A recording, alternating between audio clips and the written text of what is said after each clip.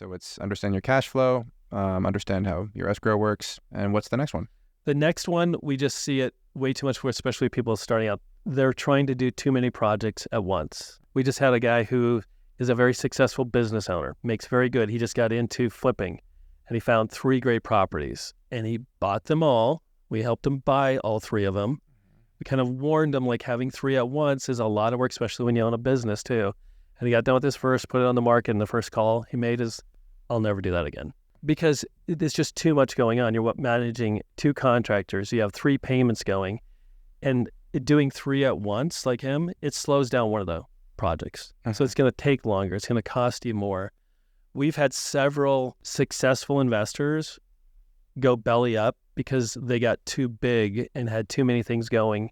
And 1 or 2 projects slow them down, and it cascades through all of the things they've done. So we've had people who've made millions and now they're living with their parents. Just because doing too much at once when you don't, especially up front when you don't understand it, that's where, once again, I call it the finance crunch. You hit that wall of like, okay, I have now not one $4,000 payment, I have 3. 12 grand going out a month. Takes an extra month here or 2. It eats up a lot of your profit. Yeah. Especially because it's going to drag out a couple of months just because of the timing. For most people, I know there's those unicorns out there who can control all that and do all that, but the majority of people, they'll crash and burn because they have too much going on. I think it's really cool that you're bringing this up and telling people this, because a lot of times I think what happens is the voices that are super popular in a space are the unicorns.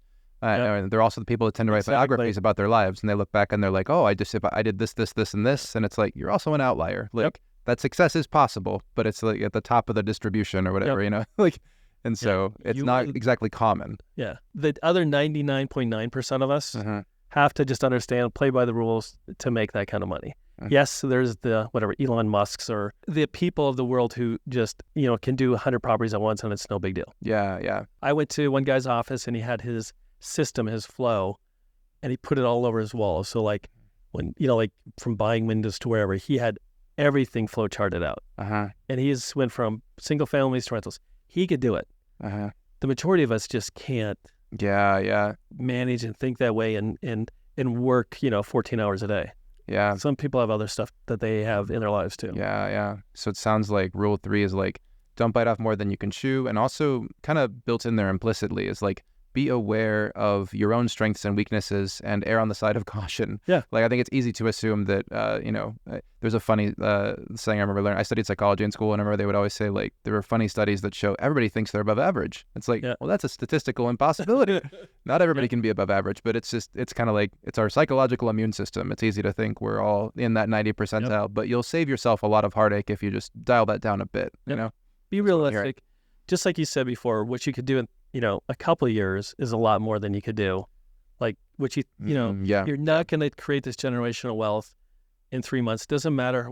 Some guy on stage who used his credit card to buy his first property and made $300,000. That's that unicorn. That's that person who got lucky, or is just making up a story. But the majority of people just have to go through the steps and have to go through the whole system. And the biggest thing is limiting your losses. You don't want to get into a property, your first property, and lose 40 grand, and 20 grand. You want at least to make some money to get to the next one. And I see too many people hit that wall because they don't know where to go because they didn't understand the escrow. They didn't understand everything they needed for cash flow, and they're doing too many things. And guess what? They're high stress. No fun. Real estate's no fun when you're high stress. That seems like a big piece of it too, right? Is like your client that was a successful business person, right? Like it's stressful. It's like you don't want to like hate it. It's going to be hard work, but you don't want it to be super overwhelming to the point you say, I'm never doing that again either.